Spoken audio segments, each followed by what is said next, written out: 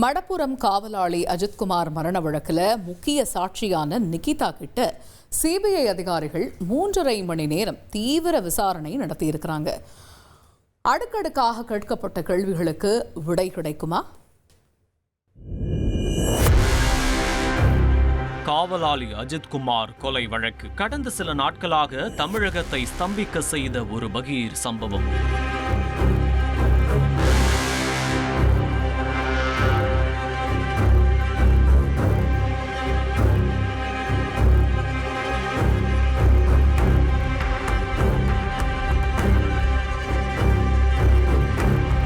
சிவகங்கை மாவட்டம் மடப்புரம் பத்திரகாளி அம்மன் கோவிலில் பணியாற்றி வந்த காவலாளி அஜித்குமார் கடந்த ஜூன் 27ஆம் தேதியன்று காரில் வைத்த நகை காணாமல் போனதாக மதுரை திருமங்கலத்தைச் சேர்ந்த நிகிதா என்ற பெண் அளித்த புகாரின் பேரில் திருப்புவனம் காவல் நிலையத்திற்கு விசாரணைக்கு அழைத்து செல்லப்பட்டார். பின் ஜூன் 28ஆம் தேதி கோவில் உதவி ஆணையர் அலுவலகத்தின் பின்புறம் வைத்து தாக்கி விசாரணை நடத்தியதில் அஜித்குமார் உயிரிழந்தார்.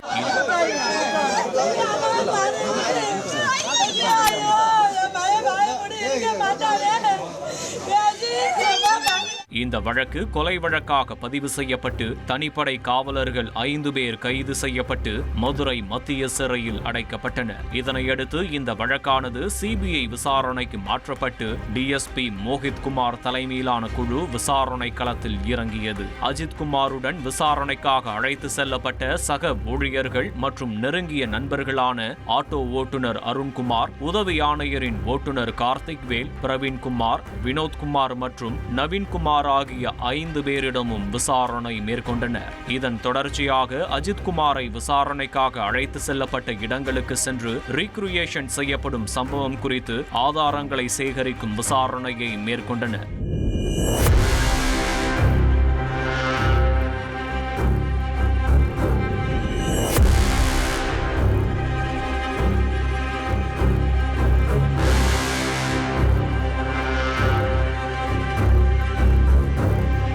இப்படி 10 நாட்களாக இந்த சம்பவத்தில் தொடர்புடைய ஒவ்வொரு நபரையும் ஒவ்வொரு இடத்திற்கும் சென்று தீவிர விசாரணை நடத்தப்பட்டது.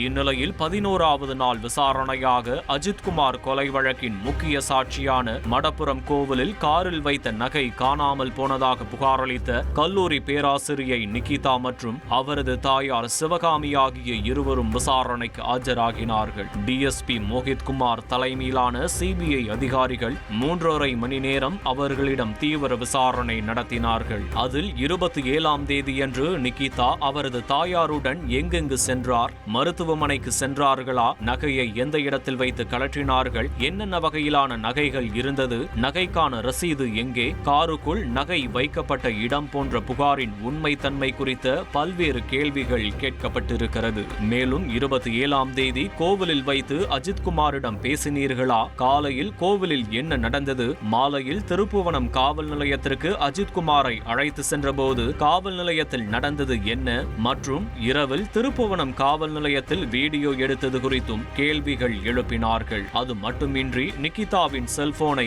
ஆய்வு செய்து அவருக்கு வந்த அழைப்புகள் குறித்தும் உரையாடல்கள் குறித்தும் அதிகாரிகள் அடுக்கடுக்கான கேள்வி கணைகளை தொடுத்துள்ளனர். முதலில் நிகிதாவின் தாயாரிடமும் பின் நிகிதாவிடமும் தனித்தனியாக விசாரணை நடத்தப்பட்டிருக்கிறது. தொடர்ந்து பல அதிகாரிகளிடம் விசாரணை நடத்தப்படும் என அதிகாரிகள் தரப்பில் கூறப்படுகிறது. முழுமையான விசாரணைக்கு பிறகே இந்த வழக்கில் மறைந்திருக்கும் மர்மங்கள் விலகும். ட்ரெண்ட ஃப்ரெண்ட் ஆக்கிக்கோங்க. தந்தி டிவியின் சப்ஸ்கிரைபர்ஸ் அண்ட் ஃபாலோவர்ஸ் குடும்பத்துல நீங்களும் இணையுங்க.